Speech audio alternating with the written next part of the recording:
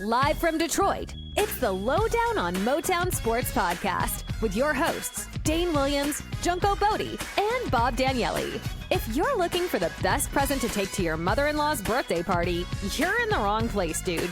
We talk Michigan sports here. It's real, it's raw, and there are no punches pulled. What happens when you put a gambler, a rocket scientist, and a radio jock in the same room? Well, we're all about to find out, and it probably won't be pretty. But whatever happens, it will be lively. So grab a brew, sit yourself in your favorite rocker, and take notes if you're some kind of nutcase. The boys are back in town and talking about the stuff that matters, Motown sports. So let's get to it, people. Here's the host of today's show, Rockin' Robert Daniele.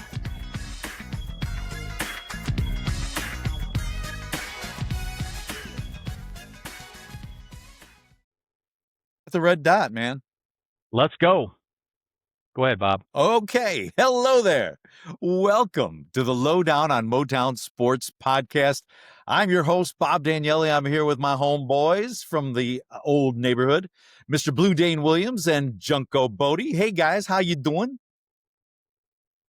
Hello there. Well, if you guys were the type to bite your nails in a very close game, you probably have none left because that was a real nail biter. It was a game not for the faint of heart in Wrigley Field. Somehow, though, Michigan ends up with a 24-22 win in Chicago on a last-second field goal by Dominic Zaveda. Now, it's fair to say, not an understatement, that the hopes of Wolverine fans all over the place for the CFP playoff rested on his foot.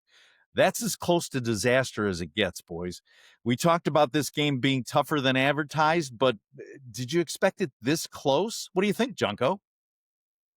Well, no, Bob, I didn't expect it to be this close, but I did know Northwestern was going to go all in, right? They need one more win to become bowl eligible. And everybody who plays Michigan, especially when they play them at Wrigley Field, it's going to be their Super Bowl. So I knew Michigan was in for a very physical football game, and that's what they got. You know, here's what I knew. I knew it was going to be a tough game. I knew this, that this was going to, I knew that Michigan could run the ball. What I didn't know was that they were going to turn the ball over 5 times, and that Marshall would get hurt in the game. So when you add those two things in, those both played a key role in this football game. But I mean, what do you think, Dane? Oh yeah, I agree.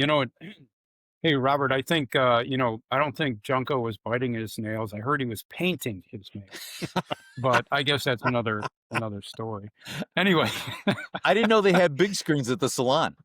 How was that foot massage? Yeah, okay. Hey, anyway, yeah, it was, I tell you what, it was, it was almost six turnovers. You remember when his arm got hit and Tonielli or whatever his name is there to catch the ball. That could have easily been another interception there. So it was a little scary. I mean, the first half, okay, they did all right. I mean, he was passing the ball great. Underwood was. I mean, he was really looked on. I said, wow, the bye week, they did some things on that bye week, and he looked really, really good. And then, they just had that, really just that one fumble. And then the second half was just, oh my Lord, what is going on here between the fumbles and the turnovers? And, I was thinking to myself, guys, do you really want to win this game or what? Well, Here's the thing. Wolverine fans and us too, we have been begging the coaching staff to turn Bryce loose. We've talked about it. But be careful what you ask for, right? There were mixed results. The good was 496 yards of total offense, including 280 passing yards, and Dane mentioned that. The bad, Junko mentioned this, was the 4 turnovers by the offense, only scoring 24 points despite all the production. This team goes as Bryce Underwood goes. Let's talk Bryce and what we learned about him and the offense in this game. Dane, I mean, you could take it from here. I mean, yeah, with Bryce, like I say, in the first half, it was wonderful. 185 yards passing. is great. He was connecting with receivers, especially Marsh. Marsh had just a spectacular game, spectacular catches, and and Marshall. What can you say about him? I mean, he was running through that defense very nicely, and gained some really really good yards. Now Bryce got sacked 3 times. Unfortunately, we couldn't pick up the blitz in certain times. But in the second half, luckily, it settled down. No sacks in that second half. But then the second half, then he had issues. I mean, there was still pressure. And he still had issues. The second half, he was just trying to force those 2 interceptions. He was just trying to force pass in there. And clearly, he's either double teamed or he didn't see, the linebacker coming across, just waiting for him in the zone to throw it. And he saw that pass all the way. So you know, Bryce, I think it was like the first half, he looked so much better and then he regressed in the second half for whatever reason. I don't know. Is it, I don't know. Is it the coaching that they're not keeping him mentally in the game in that second half? I don't know, Junko. What do you think? What's going on, Bryce? Well, first of all, I thought Bryce was terrific. I mean, I really thought he played a great game, even with the 3 turnovers. You take those 3 turnovers out, and he would have been looking at an all Big Ten type performance. Oh yeah, definitely. I mean, it was really terrific, and it's what we really wanted. We wanted to turn him loose and let him make these kinds of mistakes because he's going to need to see these things on film before he gets to Ohio State. Now, this is he's going to have great film sessions this week, right? Hey guys, remember Dante Moore, who played in Detroit and now is the quarterback at Oregon? And you guys remember his freshman year and how terrible he was at UCLA? Just god awful, right? Yeah. And look at him now. You know what? That's kind of what the path I see for Bryce. Only Bryce is way ahead of where Dante Moore was as a freshman. The one thing I love about Bryce is he's got the entire toolbox. And one of the bad things about having the entire toolbox is that when you see a small window, it doesn't scare you. Right? It scares us, but it doesn't scare him, and he just tries to fit it in there. That's what happens when you have a gun, right? So, I'll tell you what, I thought it was Chip Lindsey's one of his best games. I thought, if I wanted to know if the O could throw the ball like this, and now I know. I thought it was terrific. Good. Yeah, I agree. Chip Lindsey, I thought, called a great game. He called the plays to give Bryce a chance. He really did, and so no complaints there at all.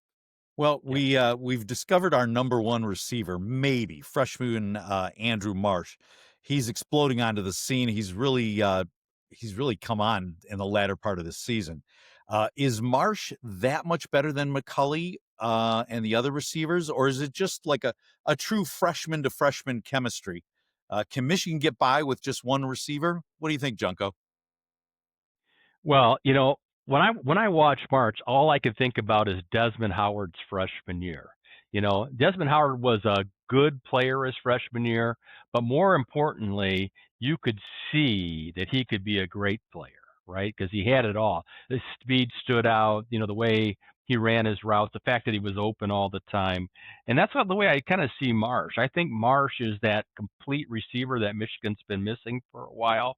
And yes, I do think he's that much better than McCulley. I think McCulley's kind of a one-trick pony. I think he's an athlete more than a receiver.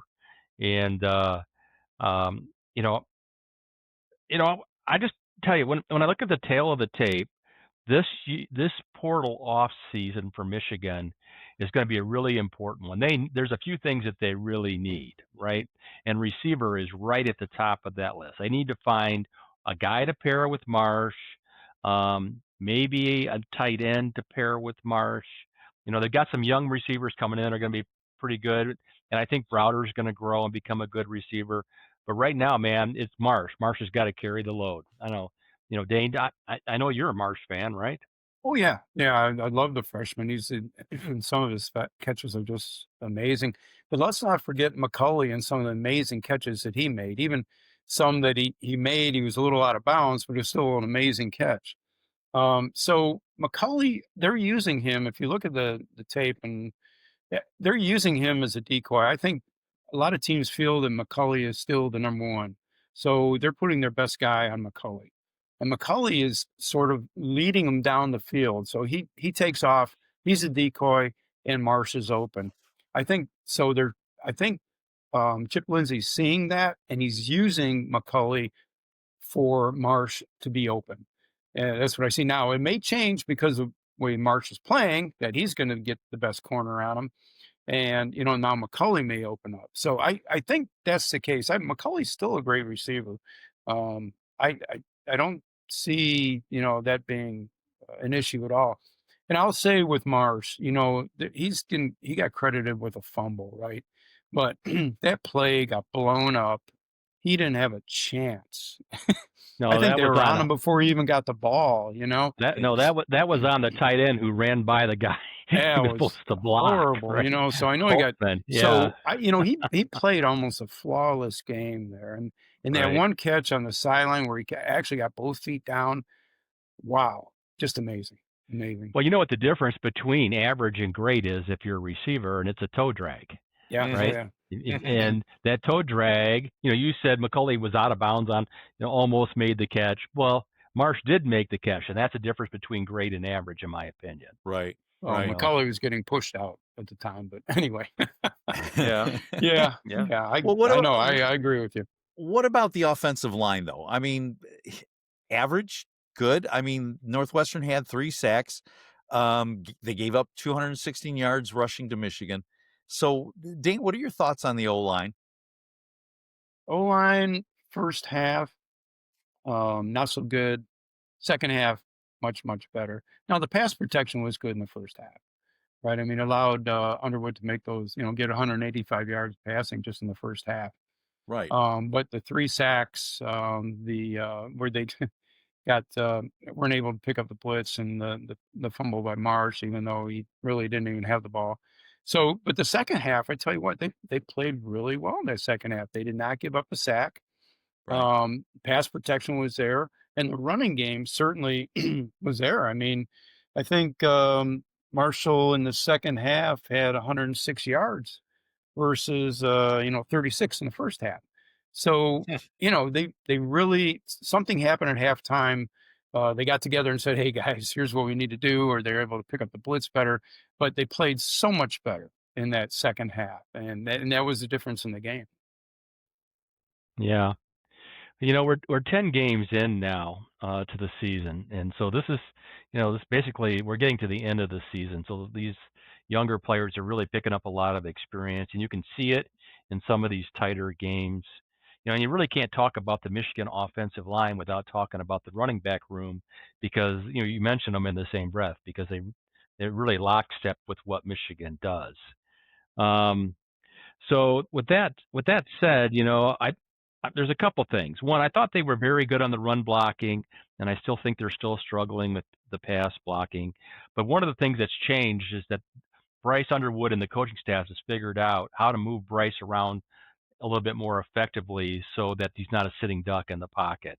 And I think that's really helped the offensive line do some things. Here, I also hear that Evan Link might be back this week or back at least for OSU. I think they want to get in some action before OSU, so it wouldn't surprise me to see him play this week.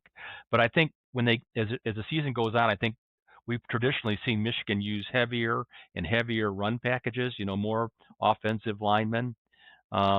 And so I think we're going to see, if Evan Link can go, I think we're going to see a lot of that in the next 2 games.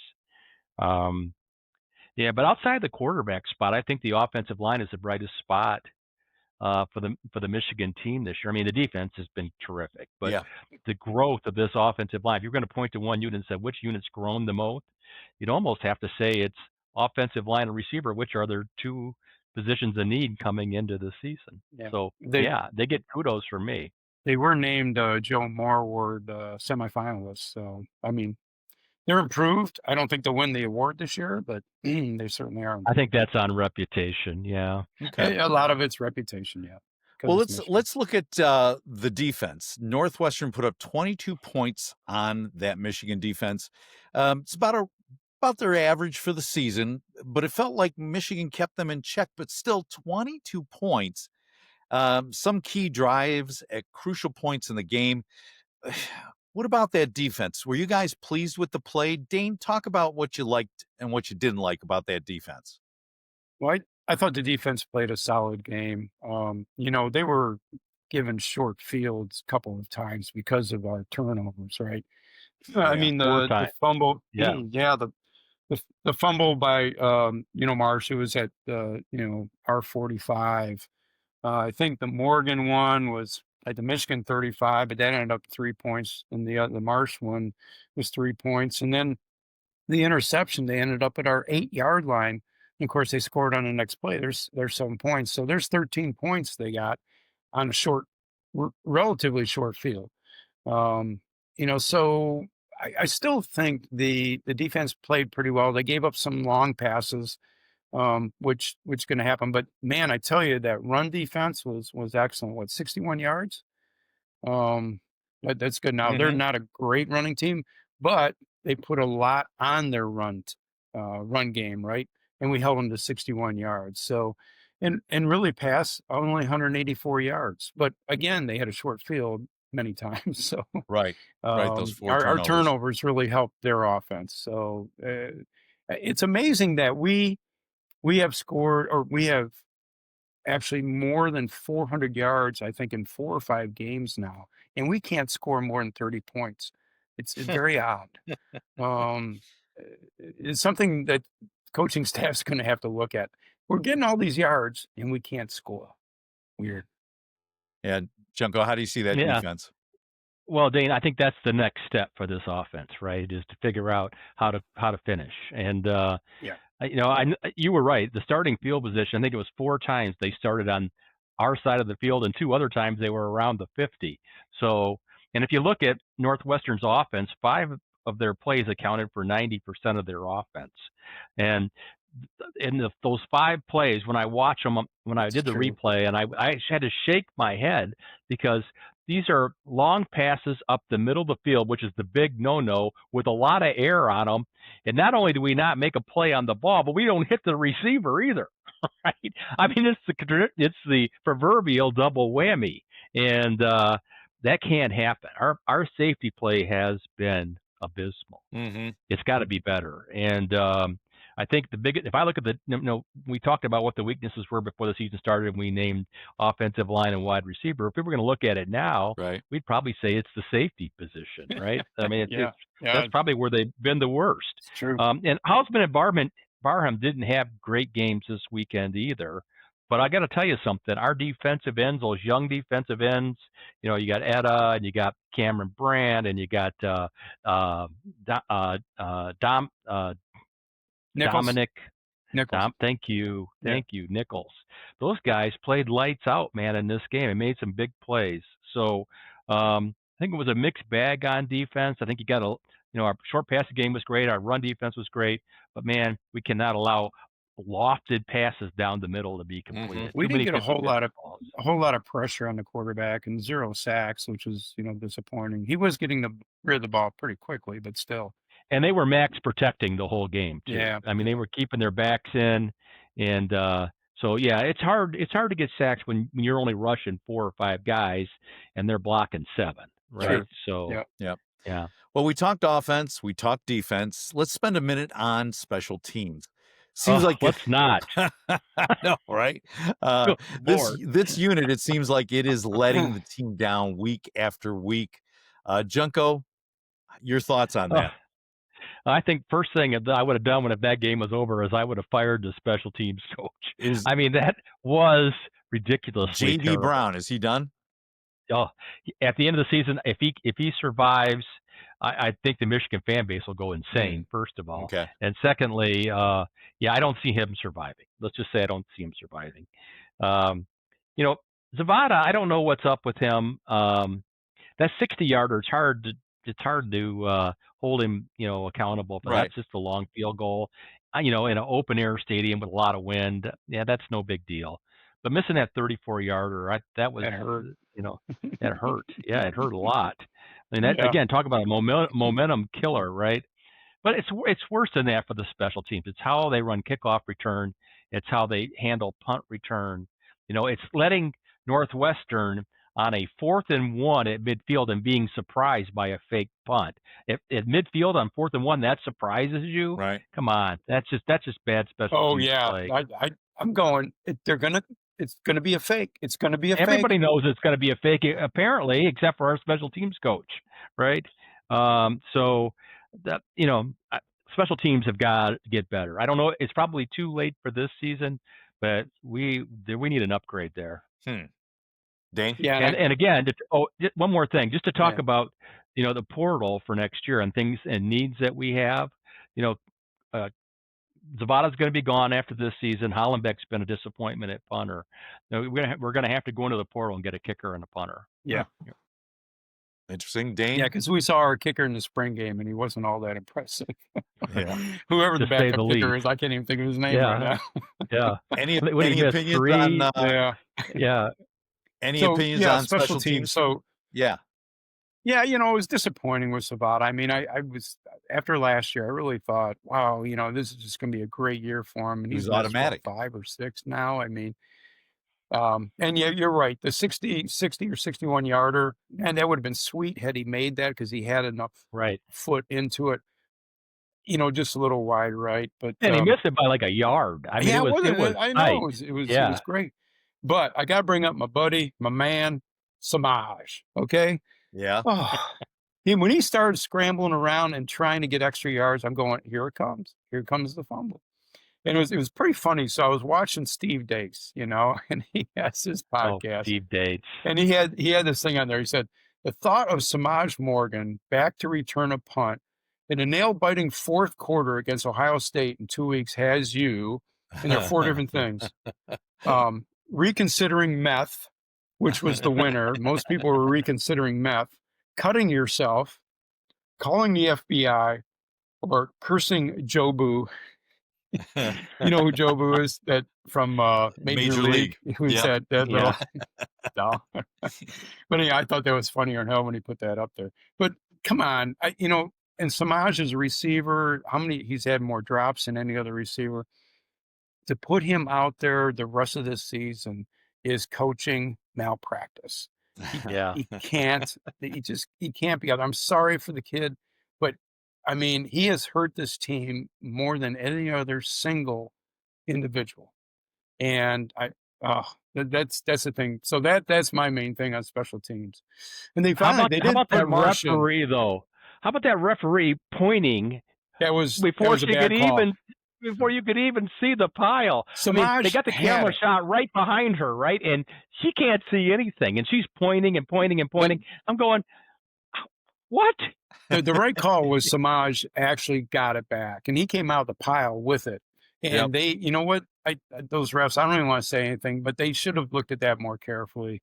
I thought they did, and they still called it for Northwestern. But she was... Well, once that call's made, it wasn't definitive, and I get that. But she should not be making that call until she sees who's got the ball at the bottom of the pile, right? I know. She could not tell from her view who had the ball. Right? That was a bad call. Jeez. Bad call. Drove me nuts. I hate that. Anyway, Dane, you used the phrase coaching malpractice, and I would love to have had, Junko, we needed to have an over-under on the times we've used coaching malpractice this season. Not just on this podcast, but also the Lions podcast. We've used that. That's been a cliche quite a bit this season. Well, after a loss or a close win like this one, the fan base is expecting more domination, and it's not always there. And so there's a lot of chatter around the fan base about our coaching staff. So there's some ridiculous posts. Everybody's got a hot take on their coaching staff. So, guys, give me your assessment of the performance of the coaching staff this week and in the season in general. And Dane, I'll let you go first. All right. First, I would like to say, when we gave our predictions on this game, we were not overly confident in Michigan, okay? Because I'll remind you what our predictions were. I said 24-17, but not too far off. No. Junko was 27-17 and Bob was 25-13. So, we weren't overly confident that Michigan was going to blow them away. And I think we were all right. Coaching. We were within a couple standard deviations for sure. Yeah, we were. Oh, well, Mr. Mathematician. we did not. We did not predict an offensive onslaught. That's for sure. That's for sure. Right. Yeah, we didn't think they'd make 30, and of course they didn't make 30, even with almost 500 yards. How's that happen? But anyway, coaching. So, Chip Lindsey's doing a great job.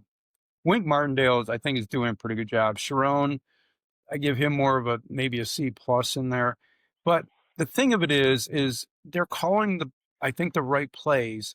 Our execution on the field is lacking. Now, the tackling has been a little better, but I would say the actual execution, especially on offense, is lacking. So where do you put that? Yeah, the players have to execute, but that's what practice is all about, and that's what the coaches are coaching in practice is execution. And that's, are we not practicing the right plays? Are we throwing in the plays we haven't practiced much? Therefore, the execution isn't there. And Bryce trying to thread the needle on a couple of passes. Is that the play that was called, or was there, a call to a different receiver and he just happened to think that receiver was open and he went there? It's hard to tell. So I'm not too down on the coaches here. Junko may have a different opinion, but I think it's, here's the thing is we've got the youngest team in the Big Ten, one of the youngest in the country. We're 8-2. We're 6-1 in the Big Ten. We're tied for third in the Big Ten. Coming into this season, you got a freshman quarterback, you got a freshman receiver out there, you got freshmen along the offensive line.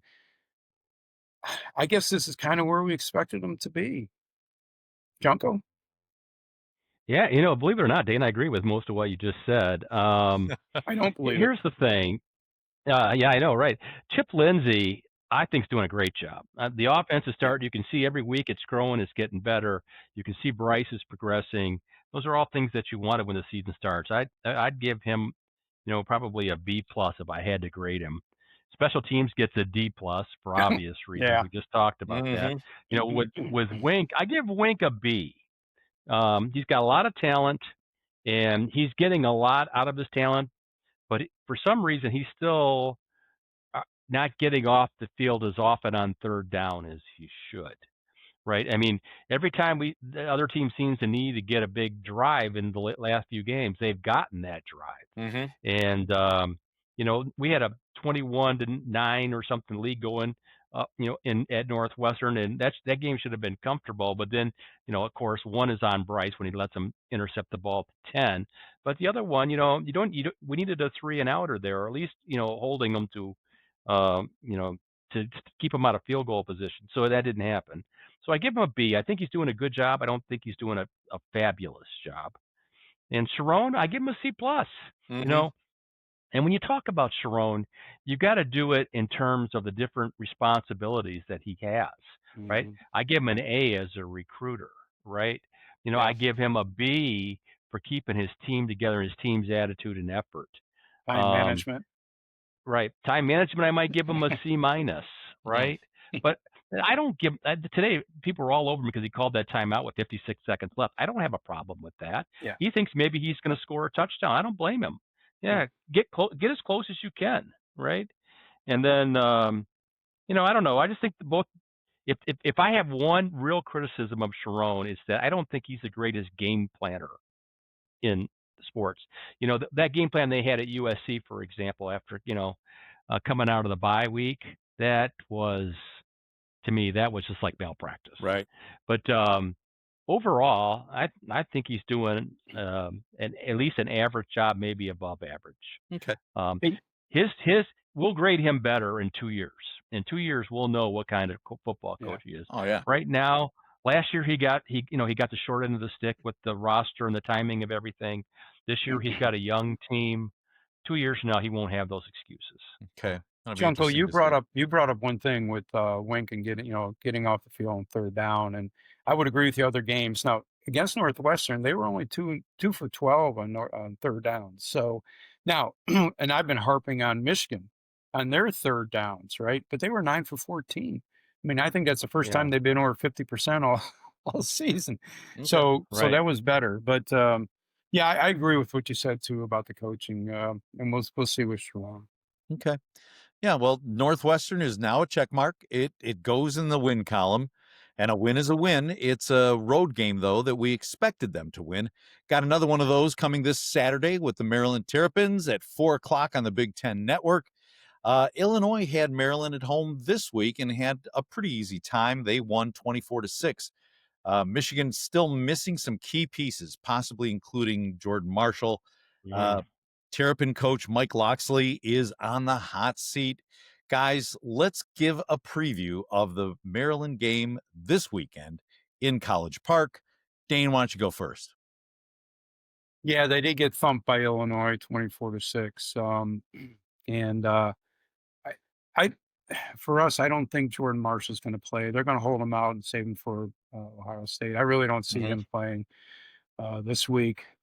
Now, I really do like the way Cudzall runs. He runs with a lot of authority. He's pushing people back. He hits that line. And like Moore was saying, he's probably faster than Marshall. So he really hits that line. He's hitting it quick, So now I don't know if he has the explosive runs in him. We'll see. But I expect to see, him and Jasper in the backfield this weekend with Maryland. I don't really see Marshall coming out and playing. But we've got freshman quarterback against freshman quarterback, right? Malik Washington has flashes of brilliance. He's got a ton of it. He's got like over 2,000 passing yards, and he can scramble, which can be a problem for that Michigan defense. So I think one of the big things is, they've got to contain him. Maybe, don't over pursue, don't try to go for the sack, contain him, pressure him. A sack is great, but I think they're really going to have to contain him, make sure he doesn't get out of the pocket and hurt us with his legs. So it'll be interesting. The running back is okay. I think he only had like 55 rushing yards against Illinois. So I don't think it's going to be much of a rush attack like we thought with Northwestern was going to give us. But I do see a passing attack from Maryland. And we're going to have to tighten things up in that secondary. And I think linebacker play is going to have to be better against Maryland. Now, Maryland's on a 6-game losing streak. They can't seem to do anything. So I think we're going to be okay. But I know we're going to talk about, keys to winning the game, and I'll save that for here in a little bit. Jonko? Okay. Yeah, you mentioned Malik Washington. He actually looks a lot like Bryce Underwood when they stand back there. They're both tall, kind of real athletic looking guys. Yeah. Anyway, last week against Illinois threw the ball 46 times, and they only ran it 18 times, 3-1. And Dane says that Washington's got over 2,000 yards passing, but Illinois, he only averaged 5.2 yards per completion. So he must be getting a lot of completions to get to 2,000 yards. It's a lot of dinking and dunking. Or throwing up some big numbers against some weaker opponents. I actually think that Maryland's going to be the weakest team that we played since Central Michigan, because I think the running the ball really isn't a threat. I mean, Dane said their top rusher got 55 yards. I think their team got 55 yards. I don't know that he. Yeah, no, you're right. He only had 43 yards. You're right. The team got 55. Right. 55 yards You're right. Against Illinois, right? And so, I don't know. It's I think Williams is the main guy to stop outside of Washington. I know that Illinois put up over 400 yards of offense against that Illinois defense, or that Maryland defense. Just about what we did this week.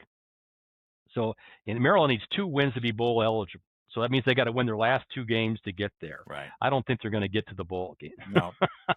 I think Michigan takes them down this week. So yeah, they're giving up 100. That's where I'm at. They're giving up 172 yards a game rushing and 221 passing. So I think we're going to be able to run the ball even with Cudzall and Jasper Parker back there. But well, and again, hoping we don't get any more running backs injured, right? Because we're getting pretty low at this point. Our top 3 guys are out. Yep. And so we're down to 4 or 5, and whatever happens after that. Yeah, the injuries in offense and defense. I don't remember this many injuries in past years. This is crazy. Yeah. Yeah, that's why we have to be very careful and stay healthy before we go into Ohio State.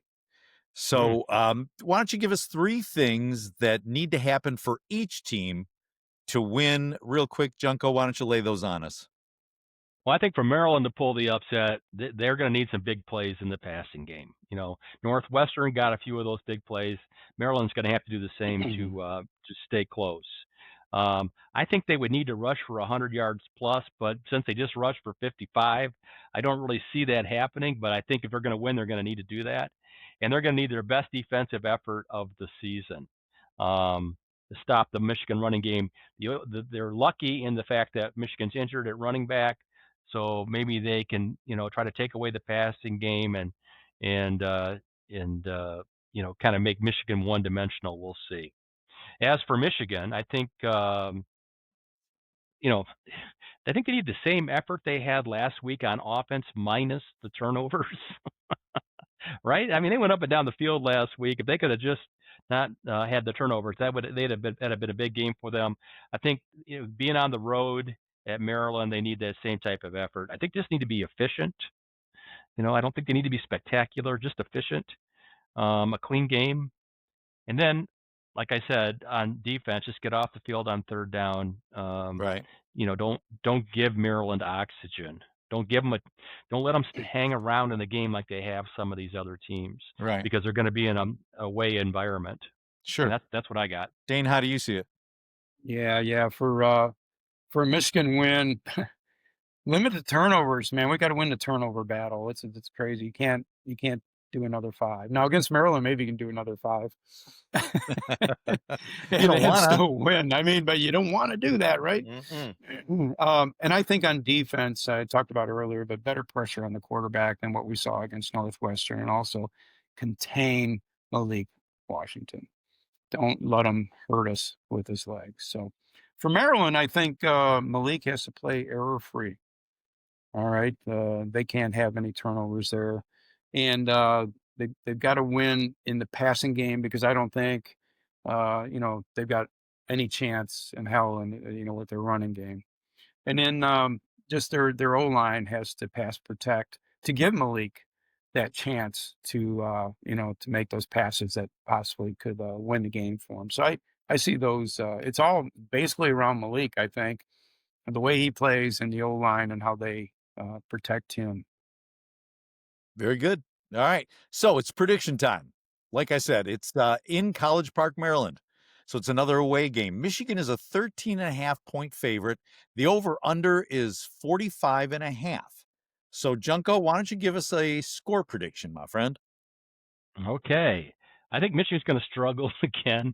I hate to say that, but I think we're going to have the best freshman quarterback on the field. Okay. So I'm going to go Michigan 27, Maryland 17, which means that Michigan doesn't cover. Right. But let's see, what is that? 50? Is that 45? So what was it? Over under 45.5? 45.5. Yep. I'm a half point under too. Yeah. Wow. All right, wow. Dane. Well, I think this is finally our time to shine and get over 30 points. You said that last week. I know. No, I didn't. I said 24-17. But so this week, though, I'm going to say 34-13. Michigan wins. They're going to get probably over 500 yards and 34-13 win, even without Marshall. I think they're going to do it. So beat the spread and the over. So I've got them same way. I've got Michigan 30, the Terps 17. So we will see what happens from there. We've got some college football playoff discussion coming up. But before we do, Monsieur Dane, why don't you take over? Now it's time for Dane's Useless Trivia. Oh, I can't wait. And that's not a Hooters girl. That is my lovely wife. She says, "Do I have to do this again?" I said, "Yes." Oh, yeah. Over and over again. And you know, I won't. No, Dane, and I won't necessarily be recording, honey. That's right. Okay, so hey, Maryland joined the Big Ten in 2014 after 62 years. In what conference? Do you remember? The Big East. What conference were they in before they joined the Big Ten? ACC. I said Big. Oh, ACC. They were, really? they were in the ACC. Yes, sir. Okay. And the Terps, as they're known, it's a turtle, right? Mm-hmm. Right. Anyway, the Terps, they coined that in 1933 after the Diamondback turban, which is native to the state. So that's how they got that. So the mascot's name is Testudo. Do you know what testudo means in Latin? Head. You should. Head. Hard shell. Hard head. Testudo it means turtle. Oh. All right. Hey, but anyway, those helmets. What about those helmets, man? You see that crazy scheme on their helmet? How'd they get all that on there? Well, what is that based on? Is it a school contest back in 1933 to design the helmets around the time that they adopted the state turtle as their mascot? Or is it modeled after the state flag? Or were the colors and design inspired by legendary coach Paul Bear Bryant? I'm going to go with the flag. Robert? I was going to say the flag too.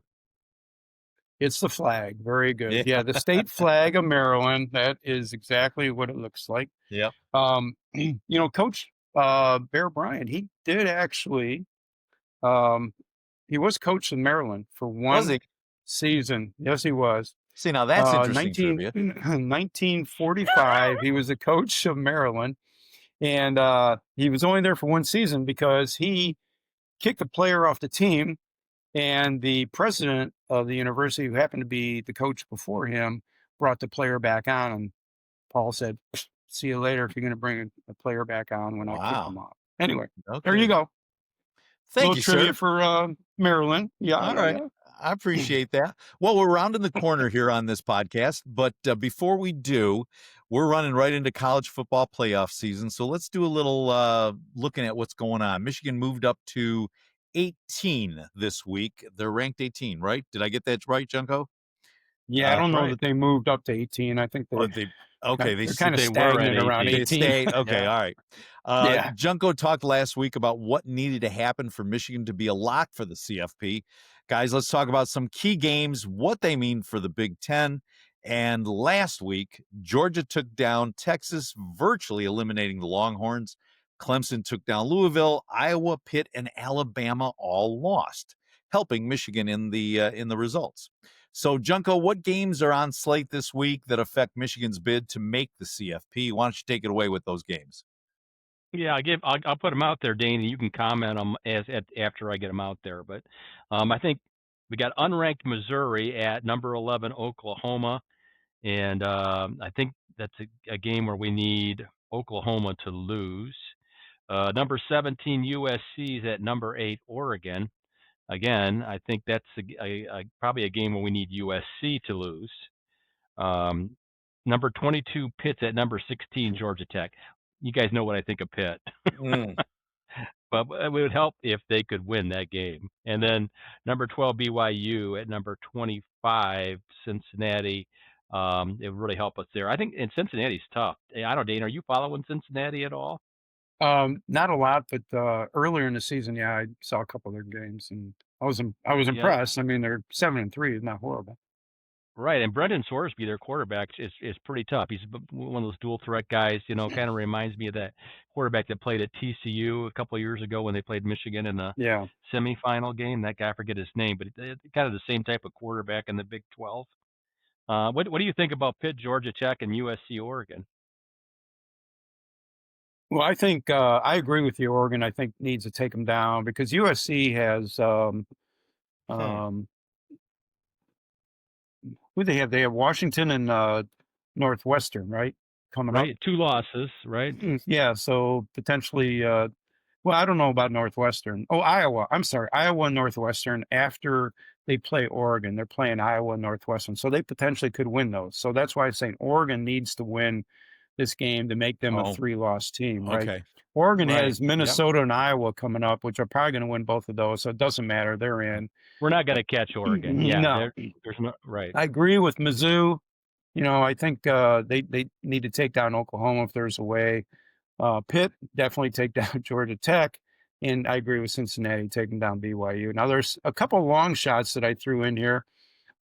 Syracuse and Notre Dame. It would be nice if Syracuse somehow pulled that upset. I don't see it. And that would make Notre Dame a 3-loss team. And they're sitting at number 9 right now. Kansas State is 5-5. Utah is, 13th. They're 8-2. Somehow Kansas State pulls up the upset, or Kentucky can pull the upset against Vandy. There's a couple where they'd have 3-loss too, but those are those are long shots. Kansas State and Kentucky being 5-5 teams. I really don't see it happening, but you never know. You just never know. Well, it'll all play out in another week, and then the next week after that, it'll all become crystal clear. So we'll see what happens. Yes, We're just about ready to wrap this thing up, but I would be remiss in not asking about Michigan hockey. What's going on with those guys? Oh, yes. All right. Well, they're still ranked number 2. They played number 3, Penn State, last week. They won the first game 7-1, and they lost the second one 4-2. Unfortunately, that was in Crappy Valley. So this Friday and Saturday, they play that team down south, Ohio. So it's at Michigan, though. So I expect them to kick some ass, crimson ass. Well, you always mention number 2 crimson? Michigan. Are they crimson? What are they? What is that red color? It would be scarlet. Scarlet, that's what it is. Oh. You always mention number 2 Michigan. You always fail to mention number 1. Give some love to Sparty. Sparty, yeah, Sparty's still number 1. I didn't see how they did this weekend. I forgot to look. All right. Well, good show, guys. Thanks a lot for listening, folks. If you like the podcast, smack that like button. All right. Whatever site you're listening on, we're on Spotify, we're on YouTube. Actually, YouTube is the best place for a little bit of a viewing experience. All you got to do is put the Lowdown on Motown Sports in the search bar, and please subscribe so you'll get notified when we release new episodes. This podcast is part of Junko Bodie Productions, an exclusive production of the Lowdown on Motown Sports Network.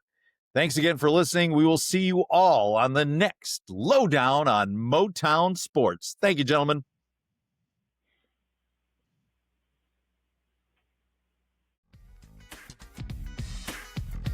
Thanks so much for tuning in to this episode of the Lowdown on Motown Sports Podcast. If you're liking what you're hearing, then why don't you do us a solid and rate, subscribe, and leave a review wherever you listen to your podcasts. That helps others find the show. And, we're pretty awesome, so why not share the awesomeness? We appreciate it. Again, thanks for listening, and we'll catch you in the next episode of the Lowdown on Motown Sports Podcast.